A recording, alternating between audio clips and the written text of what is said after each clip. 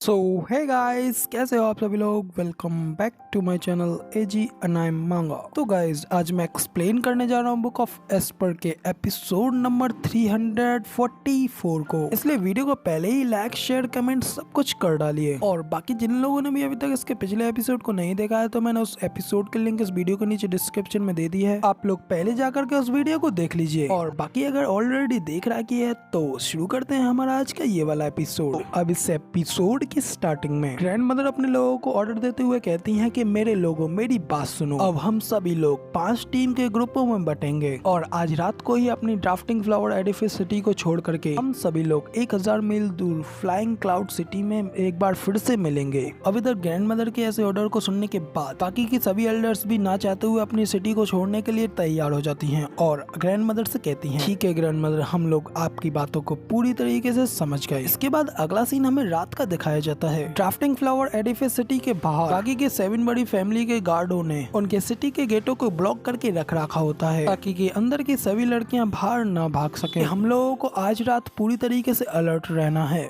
ताकि कहीं वो विचेस आज रात को यहाँ से भाग ना जाएं। पीछे वाला बंदा आगे वाले बंदे की बातों पर कोई ज्यादा ध्यान नहीं दे रहा होता है और अपना गार्ड डाउन करके वाइसिया ले रहा होता है कि तभी अचानक से एक ड्राफ्टिंग फ्लावर की डिसाइपल उस बंदे के पीछे आ जाती है और अपने एक झटके में उस बंदे के सिर को अलग करके उसे मार डालती है। इसके बाद ड्राफ्टिंग फ्लावर की एक हाई एल्डर और उनके पीछे कुछ डिसाइपल्स का ग्रुप बाकी के बचे हुए लोगों के ऊपर भी एक एक कर अटैक करके उन्हें भी मार डालती हैं। वो सभी लोग बड़ी ही साइलेंटली उन सभी गार्डों के मुंह को बंद करके उनके गले को काटते काटते आगे बढ़ती जा रही होती हैं कि बाकी की फैमिली के लोगों को इस बात की भनक ना पड़ सके। इसके बाद अगले सीन में जब एक डिसाइपल दूसरे गार्ड को मारती है तो वो डिसाइपल जख्मी होने के बाद पूरी तरीके से खत्म नहीं हुआ होता है। वो मरते हुए भी अपने लोगों को फायर बग चला करके सिग्नल दे देता है। तो अब जैसे ही फायर बग आसमान में जलती है, इसे देख करके बाकी की सारी डिसाइपल्स थोड़ा घबरा जाती हैं और कहती है कि ओ नो, अब हम लोगों के बारे में पता लगा लिया जाएगा। तो उन लोगों की एल्डर उनसे कहती है कि तो ठीक है अब मेरी बहनों, अब हम लोगों को और भी ज्यादा छुपने की जरूरत नहीं है, अब आप लोग सब कुछ भूल करके इन लोगों के ऊपर डायरेक्टली सीधा अटैक कर डालो। तो अब उन एल्डर के इतना कहते ही अगले सीन में हमें बाकी के सभी 7 फैमिली के लोगों और ड्राफ्टिंग फ्लावर एडिफिस की उन लड़कियों के बीच में 1-on-1 फाइट होनी स्टार्ट हो जाती है। दोनों ही ग्रुप एक दूसरे के ऊपर अटैक करने के लिए आगे बढ़ रहे होते हैं। तभी अगले सीन में हमें यान बुगोन, लिन रूफेंग और योमिंग वैली के हेड को दिखाया जाता है। लिन रूफेंग उन लोगों को देख करके हंसते हुए कह रहे होते हैं कि क्या बस इतना ही, ये लोग रात के अंधेरे में हजारों वॉरियर्स के साथ हमारे गार्ड्सों के ऊपर अटैक करने के लिए आए हैं, लेकिन इनका इतना सब कुछ तो बिल्कुल भी इनफ नहीं है। इनका ये मूव तो हमें वार्म अप करवा करके गर्म करने लायक भी नहीं है। तो यान बुगोन कहते हैं कि हाँ बिल्कुल सही, ये बस कुछ ओवर स्टार वॉरियर्स ही इस लड़ाई को लीड करने की कोशिश कर रही हैं, लेकिन ये लड़कियां आखिर ये सब करके क्या साबित करना चाहती हैं? क्योंकि अगर इन लोगों को फाइट लड़नी ही थी तो इन्हें अपने साथ और भी लोगों को लेकर के आना चाहिए था, क्योंकि अभी फिलहाल ये कुछ लड़कियां तो किसी काम की भी नहीं है। तो आखिर वो कमीनी चू बाइजुन ये सब क्या कर रही है? क्या वो पागल हो गई है जो कि वो अपने लोगों को मरवाने के लिए यहाँ पे भेज रही है? तो जब यान बुगोन और लिन रूफेंग ये सब बातें कर ही रहे होते हैं कि तभी पीछे से हेल वैली के लॉर्ड हंसते हुए कहते हैं कि हाँ मगर लेकिन क्या हो, अगर उन लोगों का प्लान इसकी जगह कुछ और हुआ तो चलो छोड़ो, मैं एक ओवरसीयर को पकड़ करके उससे उसका सामान छीनने का इरादा रखता हूँ, जो कि बिल्कुल अच्छी और आसान योजना होगी। तो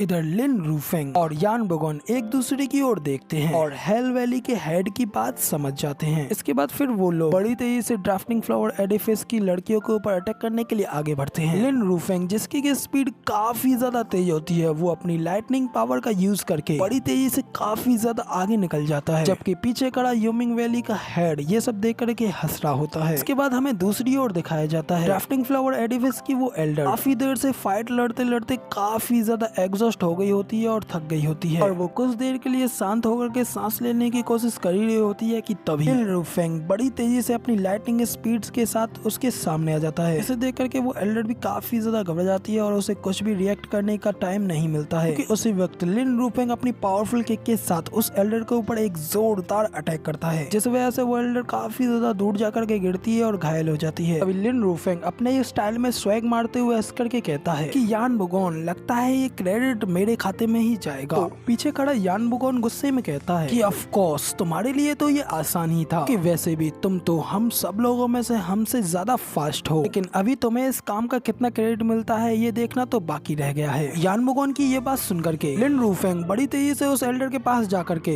एल्डर को उसके बालों से खींच करके ऊपर उठाते हुए एकदम बैडस लुक में कहता है, योग्यता तो योग्यता ही होती है, फिर चाहे वो किसी भी रास्ते से मिले। इसके बाद फिर लिन रूफेंग उस एल्डर को धमकाते हुए कहता है, ठीक है तो अब तुम चुपचाप मुझे ये बताओ आखिर तुम लोगों ने इस टाइम रात में अटैक करने के बारे में क्यों सोचा। तो इधर दूसरी ओर लिन रूफेंग ने उस एल्डर के बाल काफी ज्यादा जोरों से खींच रखे होते हैं, इसलिए वो दर्द में तो काफी ज्यादा चिल्ला रही होती है, मगर लेकिन वो अभी भी उन लोगों को अपने प्लान के बारे में कुछ नहीं बता रही होती है। तो ये देख लिन रूफेंग गुस्से में कहता है कि सच में तुम निश्चित रूप से टफ तो काफी ज्यादा हो, तो ठीक है अब चलो मैं सबसे पहले तुम्हें तुम्हारे एक हाथ से छुटकारा दिला देता हूँ। इतना कहकर लिन रूफेंग उस एल्डर का हाथ तोड़ने के लिए आगे बढ़ रहा होता है कि तभी बुगोन पीछे से हंसते हुए लिन रूफेंग से कहता है, हाउस लॉर्ड लिन, ये लड़की इन लोगों के ग्रुप की लीडर है और एक ओवरसीयर है, इसलिए किसी भी तरीके का टॉर्चर इसके ऊपर बिल्कुल भी काम नहीं करेगा। लेकिन आप चिंता मत कीजिए, यहाँ पे मैं हूँ और मेरे साथ मेरी ये 100 चींटियों से बनी पिल है, और अब इस पिल को खाने के बाद इस लड़की को बिल्कुल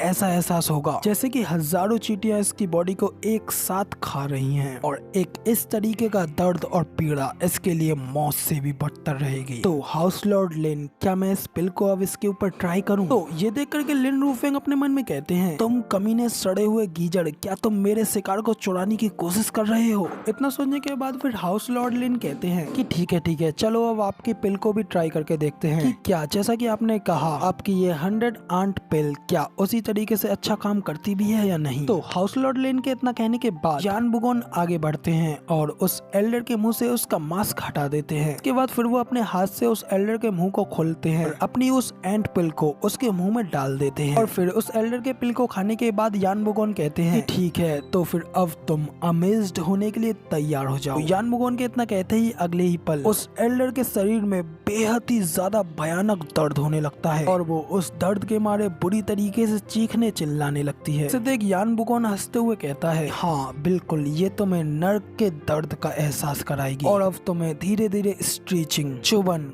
खुजली और काफी ज्यादा झुनझुना दर्द होगा, और अब मेरी इस पिल के सामने कोई भी 2 घंटे से ज्यादा टिक नहीं पाता है, इसलिए बेहतर होगा कि तुम अपने आप को और ज्यादा परेशानी में मत डालो। हम जो तुमसे जानना चाहते हैं तुम वो हमें बता दो, जिसके बाद मैं तुम्हें तुम्हारी इस परेशानी से रिलीफ दे दूंगा, क्योंकि अब तुम्हें ज्यादा जिद्दी होने की जरूरत नहीं है। तो फिर अब तुम हमें बताओ कि आखिर तुम लोगों ने इस रात में यहाँ पे हमला क्यों किया। इधर यान बुगोन के इतना कहने के बाद हमें उस एल्डर को दिखाया जाता है जिसकी की हालत और भी ज्यादा बदतर होती जा रही होती है, लेकिन फिर भी वो उस दर्द को सहते हुए उन लोगों को कुछ भी नहीं बता रही होती है। तो ये देख यान बुगोन कहता है कि तो फिर ठीक है, अब जब तुम खुद ही अभी हमें कुछ भी नहीं बताना चाहती हो तो फिर अब इस दुख और दर्द की दुनिया में तुम अपनी मदद खुद करो, और जब एक बार तुम्हारी स्थिति बहुत ज्यादा खराब हो जाए तो तुम बस एक बार मुझे आवाज लगा देना मैं तुम्हारा यहीं पे इंतजार करूंगा। इसके थोड़ी देर बाद वहाँ पे वैली लॉर्ड भी उन लोगों के पास आ जाते हैं और वो भी उस एल्डर की इतनी ज्यादा खराब हालत को देख करके उसके लिए थोड़े परेशान होते हैं। इसके बाद अगला सीन हमें रात के अंधेरे का दिखाया जाता है। घंटों बाद चांद भी अपनी जगह से दूसरी जगह पर पहुंच जाता है, तभी हमें उस एल्डर की ओर दिखाया जाता है। इतना ज्यादा समय बीतने के बाद वो दर्द और भी ज्यादा खतरनाक तरीके से बढ़ता जा रहा होता है। एंड पे वो एल्डर उस दर्द को सह नहीं पाती और जोरों से चीखते हुए कहती है, ठीक है मैं अपनी हार मानती हूँ, तुम वो चीज मुझे अभी दो, जल्दी से इस दर्द का मुझे एंटीडोट दो, मैं तुम्हें वो सब कुछ बता दूंगी जो भी कुछ तुम मुझसे जानना चाहते हो। उस एल्डर की एक आवाज लगाते ही यान बुगोन बड़ी तेजी से उसके पास आते हैं और जल्दी से उसे उस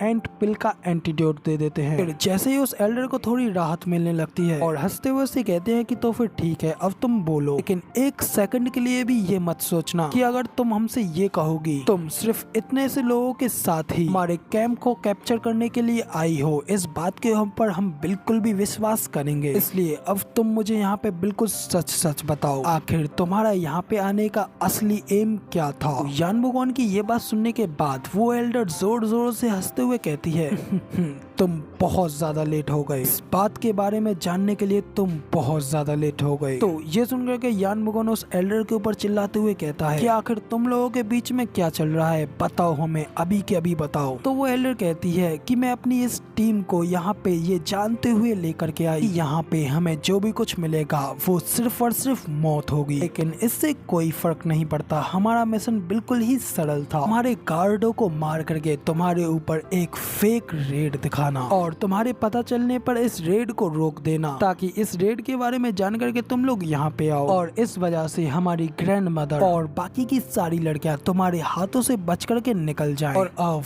तुम दोनों ही उन्हें पकड़ने में काफी ज्यादा लेट हो गए हो। वो लोग अब तुम्हारे हाथों से काफी ज्यादा दूर निकल गई हैं। इतना कह करके वहाँ पे वो एल्डर जोरों से हंसने लगती है और इसी के साथ हमारा ये वाला एपिसोड यहाँ पे खत्म हो जाता है। तो वीडियो पसंद आई हो तो यार एक लाइक कर देना, साथ ही कमेंट करके जरूर बताना कि आपको हमारा ये वाला वीडियो का एक्सप्लेनेशन कैसा लगा। और ऐसी अमेजिंग वीडियोस को देखने के लिए चैनल को सब्सक्राइब जरूर से कर देना। शुक्रिया।